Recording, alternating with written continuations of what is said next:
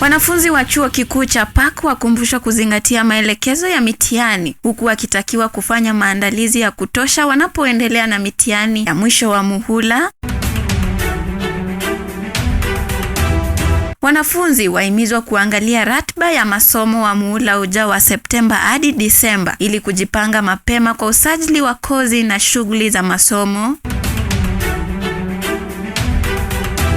Wanaotamani kuwania mataji ya Bwana na Bi Park mwaka 2026 hadi mwaka 2027 watakiwa kuwasiliana na Katibu Mkuu wa Pakusa Tony Ngesa. Na wanaopania kuwania nafasi mbalimbali za uongozi wa Pakusa katika uchaguzi ujao wahimizwa kuwasiliana na mwenyekiti wa Pakusa Yvonne Awor Juliet kwa maelekezo zaidi. Ujambo msikilizaji na karibu kwenye taarifa zetu za Park University Radio, ikiwa saa 3 asubuhi tarehe 3 Agosti mwaka 2026. Ni matumaini yangu kuwa unaendelea vyema popote ulipo. Jina langu ni Rachel Lakeli nikikuletea taarifa kamili za habari.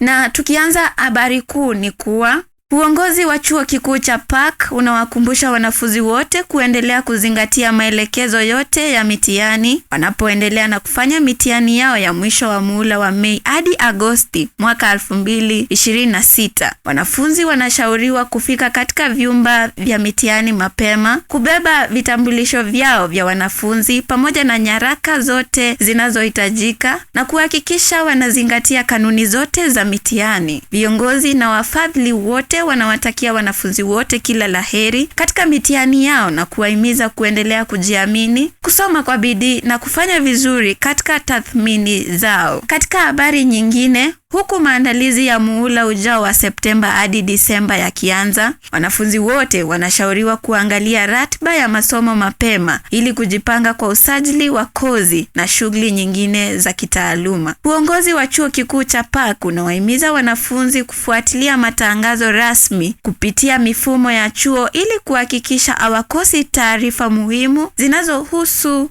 muhula ujao. Tukiachana na masuala ya mitihani, wanafunzi wote wenye nia ya kuwania taji ya Bwana au Bi Park kwa mwaka 2026 hadi mwaka 2027 wanakaribishwa kuwasiliana na Tony Ngesa, Katibu Mkuu wa Park University Student Association Pakusa, kwa taarifa zaidi kuhusu usajili, masharti ya kushiriki na mchakato wa maandalizi ya mashindano hayo. Aidha, wanafunzi wote wanaotamani kuwania nafasi mbalimbali za uongozi katika uchaguzi ujao wa Pakusa wanahimizwa kuwasiliana na Yvonne Awor Juliet, mwenyekiti wa Pakusa, ili kupata maelekezo rasmi kuhusu mchakato wa uteuzi, sifa za wagombea na ratiba ya uchaguzi.